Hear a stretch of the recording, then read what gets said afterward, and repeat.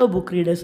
Last time masala tea குடிச்சு மிஞ்சி போன மசாலா யூஸ் பண்ணி இன்றைக்கி மசாலா லெமன் ஜூஸ் ஒன்று ட்ரை பண்ணலான்னு இருந்தேன். அதே நேரத்தில் நம்ம புக் ரிவ்யூவில் பார்க்கும்போது இந்த மந்தில் என்ன படிக்க ஸ்டார்ட் பண்ணிருக்கேன் உங்களுக்கு ஆல்ரெடி தெரியும். இந்த இக்கிகை ஜர்னின்ற புக் தான்.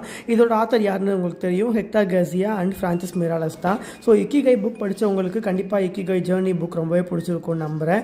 டோட்டலாக இதில் 35 ஸ்டேஷன் அந்த மாதிரி கொடுத்துருந்தாங்க. அதாவது எப்படின்னா இவங்க ஒவ்வொரு ஸ்டேஷனாக நம்ம கூட ட்ராவல் பண்ணுற மாதிரி ஒவ்வொரு பிளேஸ் ஆஃப் ஜப்பான்லேருந்து நம்ம என்ன கற்றுக்கலான்ற மாதிரி கொடுத்துருந்தாங்க.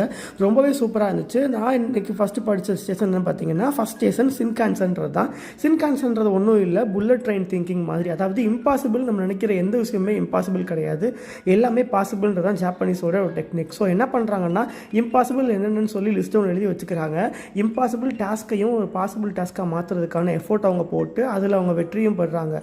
ஸோ இன்றைக்கி நம்ம பார்த்த ஃபஸ்ட் ஸ்டேஷன் என்னென்னு சொல்கிறீங்கன்னா புல்லட் ட்ரெயின் திங்கிங். இந்த மாதிரி டெய்லி ஒரு ஸ்டேஷன் பற்றி நம்ம பார்க்கலாம். Until then bye from Arun ரோத்.